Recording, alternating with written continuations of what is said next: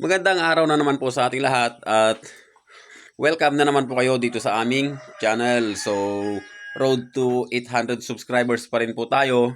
Kaya kayo po ay inanyayaan namin ulit na kung hindi pa kayo nakakapag-subscribe, ay baka naman pwedeng pakisubscribe itong aming maliit na channel. And pakiclick na rin po yung notification bell para naman ma-update kayo pag mayroon tayong bagong ilalabas na video. So, ayan nga. Bali, ilang araw tayong hindi na nakakapag-video or hindi muna talaga tayo nag-video dahil nga sa medyo abala tayo and mayroon tayong ginagawa at tinatapos. Bali, ngayong araw ay nandito po tayo sa aming mga alagang kambing. Bali, mayroon na lang pong 7 or may 7 po tayong kambing na inalagaan ngayon. And maliliit pa sila mga ka-agri dahil native po yung yung baseline, pure native po. And ayan, ito yung nagkasakit natin nung una. Yung pinakamatanda nating kambing to, nagkasakit pero nakarecover na siya ngayon. Bali, gumaganda na naman yung katawan. So, inalagaan natin sila ng vitamins ngayon, saka purga. Then itong itim na to mga ka-agri is nasampahan na yan. Sana ay buntis. So, may magto 2 months nang nasampahan yan pero ang ganda ng katawan.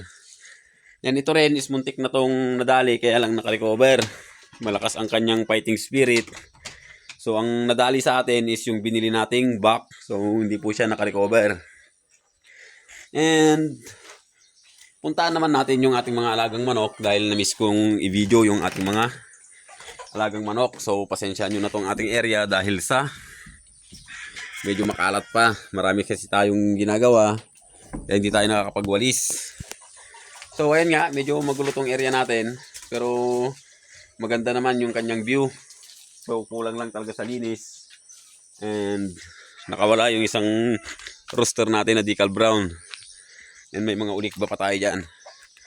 So, pakita rin natin tong ating mga alagang tupa. So, naawa ko dito sa ating mga alagang tupa dahil nga sa wala na talaga silang makain dito. Bali, dinadalan na lang natin sila. And darak ang bumubuhay sa kanila ngayon mga ka-agri. So ayan, paparamihin natin yan. Mayroon na tayong 5. And sana dumami. Sana may buntis na dyan. And i-update ko lang po itong mga natin mga ka-agri. Yung pinapisa nating mga Brahma. So malalaki na po sila. 2 weeks na. And napansin ko napakabilis nilang lumaki. So ayun, ino-open ko yung pagkain nila mga ka-agri para mabilis ngang lumaki. So swerte itong mga to dahil sila yung pinapisa natin na yung 12 na itlog is napisa lahat. And nandito na rin po yung mga pinapatining natin. So dito hinalo ko na po yung naghalo na po ako dito. And yung mga kapatid nitong pure na Black Astrolorp is hiniwalay na natin. So malalaki yung mga kapatid dito. Ay actually hindi pala Black Astrolorp yung mga kapatid dito, kabats. Yung 4 pala na 4 na Brahma rin. And nandito yung 10 pure native natin. So ito pure native pa to. So magaganda, maliliksi sila.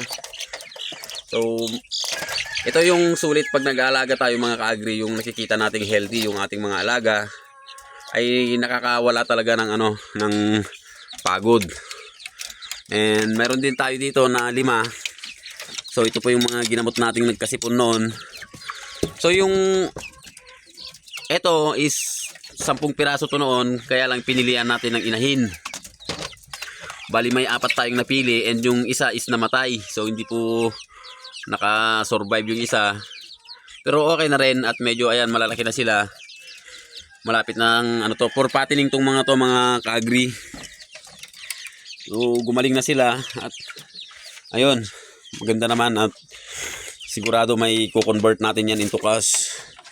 And dito mga ka-agri is nandito na po yung ating 2 inahin na Brahma and yung Black Astrolorp na inahin. So pinagsama-sama ko sila. Pero ito pag nagawa natin yung ginagawa nating kulungan ng manok ay pagsama-samain ko na siguro doon mga ka-agri dahil maluwag naman yung area na yon. And kahapon mayroon pala tayong namisa na namang manok. So ito yung masipag nating inahin na offspring ng Dong Tao Chicken at saka Brahma. So, napakasipag po nitong mangitlog at mamisa mga ka-agri. So, hindi ko na siya sinasama sa mga heritage dahil nga sa naglilimlim naman siya. And ayun, meron pa pala dito yung ating mga brown. So, nandito po yung ating mga decal browns na paitlugin. So, dito na lang tayo, baka lalabas sila. Nandito po sila, bali pagsasama-samahin natin na at sila mga ka-agri pag natapos na yung ginagawa nating kulungan. And itong area na to is gagawin siguro natin tong growing area. So i-divide natin to into kahit dalawa lang siguro. I-repair natin yan, daan-daanin natin yan mga ka-agri. So hindi pa tayo magpapagawa mga ka-agri ng mga magaganda at matitibay na pabahay. Dahil nga ang plano talaga nating area mga ka-agri is doon sa aking nabiling lote dito lang po sa may likuran nito. Dahil dyan sa bandang dyan sa kabila mga ka-agri is may nagpapagawa din ng farm ng mga panabong na manok.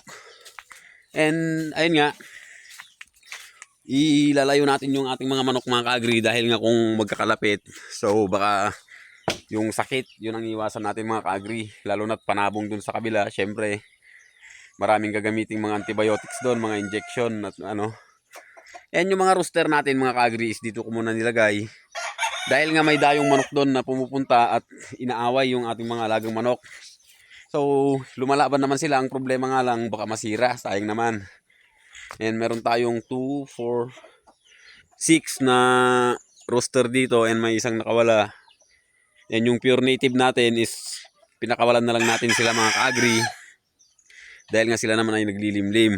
And ito na po yung update natin sa ating ginagawa. Bali na ilagay na rin po natin yung bubong. And natatagalan tayo mga ka-agri dahil nga sa yung ibang gamit dito is tinatanggal natin dun sa ating breeding area. At yun yung nilalagay natin dito. So konti na lang po yung kulang. Bali dito sa part ng baba dito is papalibutan natin yan ng yero dito sa kanyang baba. And ito tatakpan natin sa taas. So dito maganda na rin siguro. And yan na lang mga ka-agri. Bali konting-konti na lang. Itong side na to is dito natin ilalagay yung double deck na kulungan natin. Kaya naglagay ako ng mahabang ng yero para hindi siya mabasa yung double deck na kulungan natin. So saktong-sakto siya. So dapat dito yung gagawin nating pintuan. Kaya lang ay dito nga natin ilalagay yung ating double deck na kulungan. Kaya dito ko na lang po siya nilagay. So okay naman siya. Or kung dito lang aabot yung ating kulungan dito sa part na to, is baka dito na rin po ako gagawa ng ng pinto para mas maayos. And ito, meron naman siyang takip doon. Baka takpan na lang natin. Extra na access na lang para sa labasan nila mga ka-agri. And dito sa loob nis, wala nang problema dyan. Ayusin na lang natin ng dahan-dahan. And puntaan na rin natin yung mga alaga nating pato mga ka-agri dahil ilang araw naman tayong hindi nakakapag-video. So ito, nakaka-recover na mga ka-agri, sinipon. And meron tayong dalawang ulikba na manok. Ayan. Black po yung karne niya mga ka-agri. And yung rooster natin, black din po yung karne. Kaya pinaparami natin. So nandito yung aming mga pinapakawalan na mga manok. So pakainin natin para lumapit sila. So yung mga native natin mga ka-agri, nandito sila. So maganda na nangyayari dun sa ating mga ka-agri, mga pato dahil marami na pong nangingitlog. So ayun, may nangingitlog na naman yata.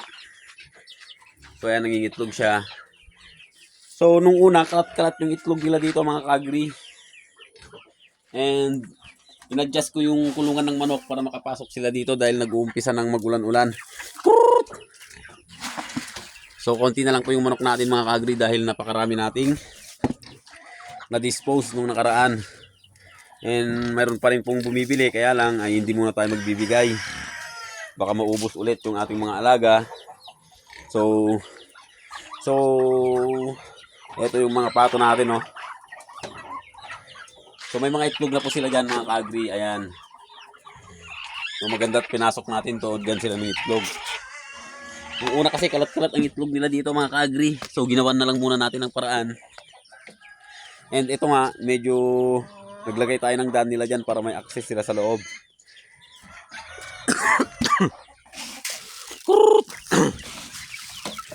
Bali mamaya mga ka-agri is dadalhin ko tong lalaking pato natin, ipapalit ko dun sa pato ng ating kaibigan para iwas inbreeding. So yung tatlo kasi dito is hindi naman niya kaano-ano, pero yung iba is kapatid niya, kaya hindi pa naman nangingitlog yung mga kapatid niya, kaya okay lang. Mamaya is tatanggalin natin. So ayun nga mga ka-agri, no, marami pa tayong gagawin. Yung mga baboy natin hindi na natin bibidyohan. So nag-video lang tayo ngayon dahil ilang araw na tayong hindi nakakapag-upload. And ayun nga, kung hindi pa kayo nakakapag-subscribe is paki-consider naman pong mag-subscribe mga ka-agri. So yung rooster natin na yan is bibenta ko sana, kaya lang nung chinek ko is itim yung karne.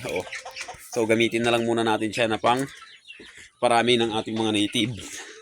So ang nangyayari dito mga ka-agri is yung napoproduce natin at nasiselect nating mga magagandang inahin ay pinapakawalan natin dito mga ka-agri. Sila yung gagamitin nating inahin dito sa upgraded natin. Bali dito is may ito yung 4 na Brahma. So malalaki na po yung Brahma natin. Ito yung kabats ng mga nandun. Tapos meron din tayo ditong 2 pure na Black Astrolorp. Ayan, magaganda sila. So mas maganda pag nakakulong sila mga ka-agri dahil ano sila. So ito po yung mga ibang napili nating inahin mga ka-agri. So magaganda po sila. And ito, ba't ganyan ang mukha mo, puting-puti? So yan, na-select din natin yan mga ka-agri. May mga lahing Huluano po yung mga to. And the rest, yan, is pangkarne na po yan. Wala lang kasing kulungan, kaya dyan na lang muna natin nilagay. Gutom na sila.